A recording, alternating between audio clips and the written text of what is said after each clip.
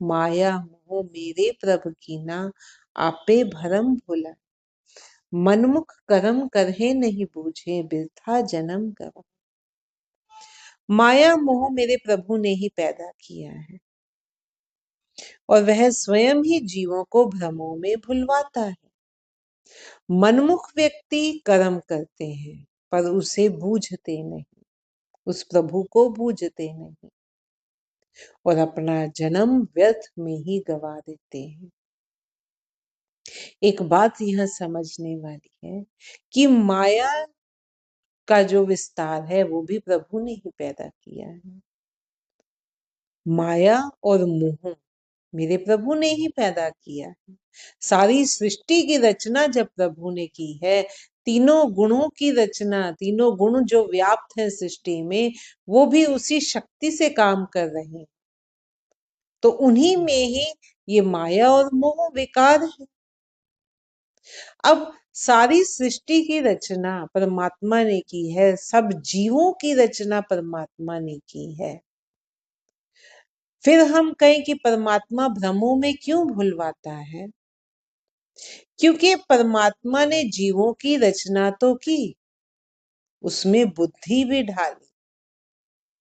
बुद्धि इसलिए डाली गई कि हम अपना अच्छा बुरा स्वयं तय करें। जीवों की रचना तो की, जीव शक्ति भी, जीवात्मा भी दी, जीव शक्ति भी दी, या ये कह लो, लेकिन साथ के साथ अपना रास्ता चुनने की स्वतंत्रता भी हमें ही दी। हम कौन सा रास्ता चुनते हैं वो पूरा का पूरा हम पर है। वो स्वतंत्रता परमात्मा ने हमें दी। अगर वो स्वतंत्रता ना होती तो बुद्धि की जरूरत नहीं थी, फिर तो हम लकड़ी की कठपुतली की तरह होते। परमात्मा जो डोर खींचता हम वो हाथ हिला देते, जैसा जो कर्म वो करवाता हम वो कर्म करवा देते। फिर इसमें कोई वो बड़ी बात नहीं थी ना, फिर तो वो परमात्मा एक वैसे ही खेल खेल रहा है समझो। परमात्मा ने सृष्टि की रचना की, जीवों की रचना दी, उसमें बुद्धि विवेक डाला ताकि हम अपना अच्छा बुरा समझकर अपना रास्ता खुद तय कर सके। अब बुद्धि का विकास छोटे जीवों में कम है, वो बेचारे खाते हैं पीते हैं, अपनी जनरेशन बढ़ाते हैं और बिना कुछ किए ही यहाँ से चले जाते हैं।